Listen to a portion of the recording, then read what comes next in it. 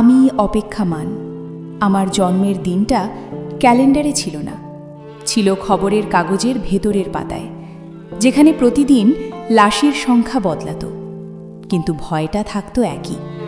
সেদিন শিশুর কান্না ঢেকে গিয়েছিল গুলির শব্দে, মায়ের বুক কাঁপত আগুনের আলোয়।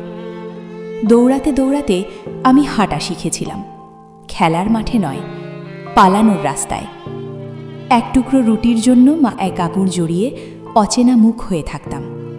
না ছিল নাম, না ছিল পরিচয়, শুধু ক্ষুধার চোখ আর বেঁচে থাকার লজ্জায়। সব কিছু যেন আগেই লেখা ছিল, কে মরবে, কে বাঁচবে, কে ঘর হারাবে, আর কে শুধু স্মৃতি নিয়ে বেঁচে থাকবে।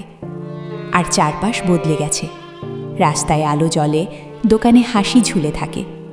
এই শহর নিজেকে স্বাভাবিক বলে দাবি করে, কিন্তু আমার ভেতরে এখনও একটাই শহর জ্বলে। সেখানে রাত মানেই আশঙ্কা, শব্দ মানে আতঙ্ক, চোখের দৃষ্টিতে আজও আগুনের রং, কানে আজও বোমার পরের নিস্তব্ধতা।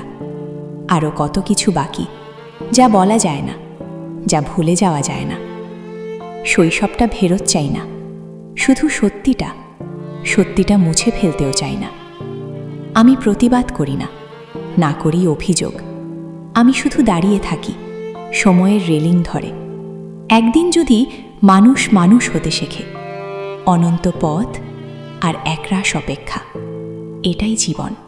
আমাদের প্রতিবেদনটি কেমন লাগলো আপনারা কমেন্ট সেকশনে লিখে জানাবেন, এবং এই ধরনের প্রতিবেদন পেতে আমাদের চ্যানেলটিকে সাবস্ক্রাইব করুন, লাইক করুন, চ্যানেলটিকে শেয়ার করুন এবং বেল আইকনটিতে ক্লিক করে রাখুন।